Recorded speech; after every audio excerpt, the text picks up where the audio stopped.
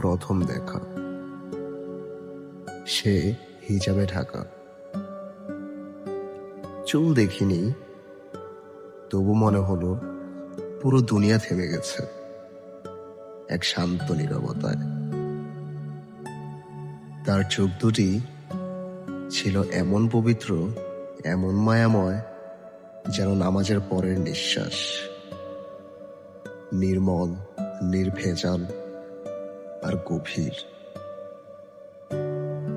আমি তাকিয়েছিলাম, অথচ সাহস পাইনি কিছু বলার। শুধু মনে হচ্ছিল এই নীরবতার ভেতরেই আছে এক অচেনা বন্ধন। দ্বিতীয় দেখা। শাড়িতে তাকে দেখেছিলাম, সেই শাড়িটা যেন আলোয় বোনা। চোখে পড়তেই বুকের ভেতর এক মৃদু ধাক্কা। আমি হারিয়ে গিয়েছিলাম তার সেই নরম হাসির ভেতর, তার চলার ছন্দে, তার অমায়িক উপস্থিতিতে।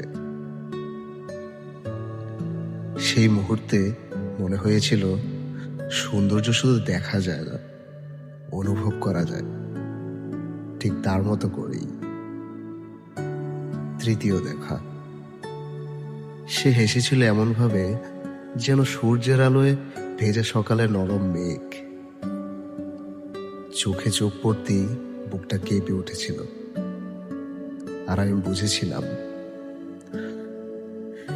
এটাই ভালোবাসা।